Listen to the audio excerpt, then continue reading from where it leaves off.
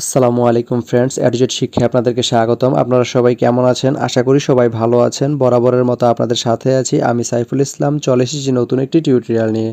So আজকের টিউটোরিয়ালটি কোন বিষয়ের উপর হতে চলেছে সেটা নিশ্চয়ই আপনারা টাইটেল এবং থাম্বনেল দেখে অলরেডি বুঝে গেছেন। তো আমি কথা বাড়াবো না, চলে যাব মেইন টিউটোরিয়ালে।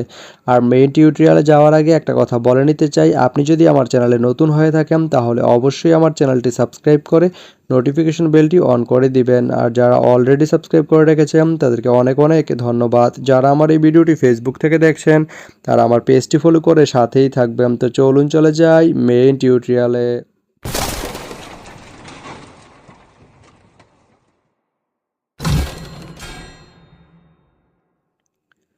তো বন্ধুরা, আজকে আমরা জানবো আপনি বিরামপুর থেকে পাঁচবিবি যেতে কোন কোন ট্রেন রয়েছে, সেই ট্রেনগুলো ছাড়ার নতুন সময়সূচি, বন্ধের দিন এবং গিয়ে পৌঁছতে কতক্ষণ সময় লাগবে বিস্তারিত।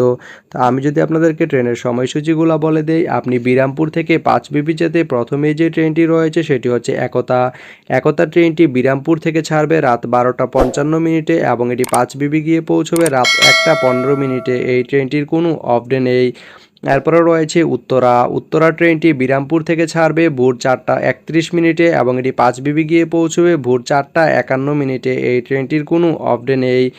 এরপরে রয়েছে বরেন্দ্র। বরেন্দ্র ট্রেনটি বিরামপুর থেকে ছাড়বে সকাল 7টা 30 এবং এটি পাঁচবিবি গিয়ে পৌঁছবে সকাল 7টা 55। রবিবারের দিন এই ট্রেনটি বন্ধ থাকে। এরপরে রয়েছে রকেট। রকেট ট্রেনটি বিরামপুর থেকে ছাড়বে সকাল 9টা 37 এবং এটি পাঁচবিবি গিয়ে পৌঁছবে সকাল 10টা 11। এই ট্রেনটির কোনো অফ ডে নেই। এরপরে রয়েছে দ্রুতযান। দ্রুতযান ট্রেনটি বিরামপুর থেকে ছাড়বে সকাল 11টা 21 এবং এটি পাঁচবিবি গিয়ে পৌঁছবে সকাল 11টা 41। এই ট্রেনটির কোনো অফ ডে নেই। এরপরে রয়েছে বাংলাবান্ধা। বাংলাবান্ধা ট্রেনটি বিরামপুর থেকে ছাড়বে দুপুর 12টা 55 এবং এটি পাঁচবিবি গিয়ে পৌঁছবে দুপুর 1টা 15। শনিবারের দিন এই ট্রেনটি বন্ধ থাকে। এরপরে রয়েছে তিতুমির। তিতুমির ট্রেনটি বিরামপুর থেকে ছাড়বে বিকাল 5টা 39 এবং এটি পাঁচবিবি গিয়ে পৌঁছবে বিকাল 5টা 59। বুধবারের দিন এই ট্রেনটি বন্ধ থাকে।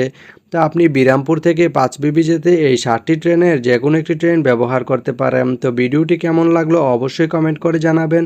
আর ভিডিওটি যদি ভালো লেগে থাকে বা আপনার কোনো উপকারে এসে থাকে তাহলে ভিডিওতে একটা লাইক করে দিবেন, কারণ আপনার একটা লাইক আমাকে অনেক ইন্সপায়ার করে নতুন নতুন আরও ভিডিও বানাতে।